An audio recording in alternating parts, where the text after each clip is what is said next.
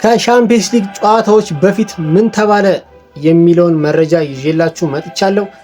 አብራችሁን ቆዩ። መጀመሪያ የምንጀምረው ከፔፕ ጋርዲዮላ ነው ማለት ነው። እናንተ ሰብስክራይብ እና ላይክ በማድረግ አብራችሁን ቆዩ። የማን ሲቲው አሰልጣኝ ፔፕ ጋርዲዮላ ከማድሪድ ጋር ከሚያደርጉት ጨዋታ በፊት የሚከተለውን አስተያየት ሰጥተዋል። ሻምፒየንስ ሊግ ሁሌም ከባድ ውድድር ነው። እያንዳንዱ ጨዋታ እንደ ፍጻሜ መጫወት አለበት።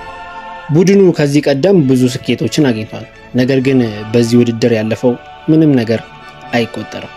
ከፔፕ በተጨማሪ ደግሞ እንግዲህ በጋዜጣዊ መግለጫ ላይ የነበረው ሩበን ዲያዝ ነው ማለት ነው። ሩበን ዲያዝ ደግሞ ስለ ጨዋታው የሚከተለውን አስተያየት ሰጥቷል። ከማድሪድ ጋር የምናደርገው ጨዋታ በዚህ ደረጃ ቀላል ጨዋታ አይሆንም። ቡድኑ ከባድ ጨዋታ እንደሚጠብቀው፣ ነገር ግን እምነታቸው ከፍ እንደሆነ የሲቲው ተከላካይ ሩበን ዲያዝ አስተያየቱን ሰጥቷል።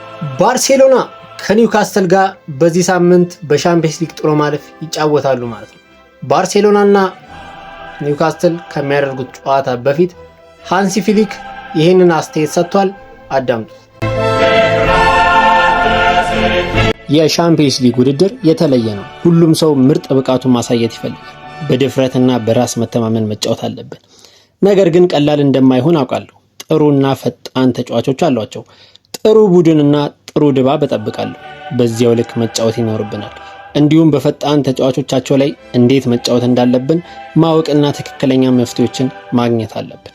የሊቨርፑሉ አሰልጣኝ አርኔ ስሎት ነገ ከጋላታሳራይ ጋር በ2:45 ከሚያደርጉት ጨዋታ በፊት ዛሬ ጋዜጣዊ መግለጫ ሰጥቷል። በጋዜጣዊ መግለጫቸውም ነገ እንግዲህ በሚደረገው ጨዋታ ላይ አሊሰን ቤከር እንደማይኖር አሳውቋል ማለት ነው። እንዲሁም ጋላታሳራይን የሚገጥመው የሊቨርፑል ስብስብ ላይ አሊሰን ቤከር አልተካተተም። ይሄ የምታዩት እንግዲህ ጋላታሳራይን የሚገጥመው የሊቨርፑል ስብስብ ነው ማለት ነው።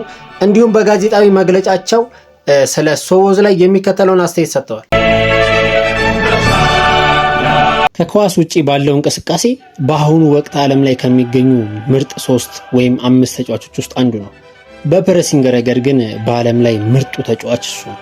ቪኒሺየስ ጁኒየር እንግዲህ ማንሲቲን ከመቅጠማቸው በፊት ማለት ነው የሚከተለውን አስተያየት ሰጥቷል። ቪኒሺየስ ጁኒየር ምን አለ?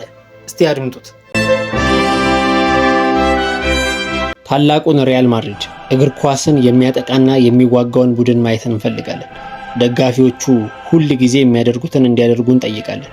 ይደግፉን፣ ይጩሁ እና ቤርናባውን ለተጋጣሚ ቡድን በጣም አስቸጋሪ ያደርጉታል። እነዚህ ከጨዋታ በፊት የተነሱ እንግዲህ ወሳኝ ናቸው ያልኳቸው ነጥቦች ይዤላችሁ ቀርብ ያለው። እናንተስ ማን ወደ ቀጣዩ ዙር ያልፋል? ነገና ከነገ ወዲያ በሚደረጉ የሻምፒየንስ ሊግ ጨዋታዎችስ ላይ ማን ያሸንፋል? እስቲ የውጤት ግምታችሁን አስቀምጡልኝ። ቻናሉን ሰብስክራይብ ያላደረጋችሁ ሰብስክራይብ አድርጉ። አመሰግናለሁ።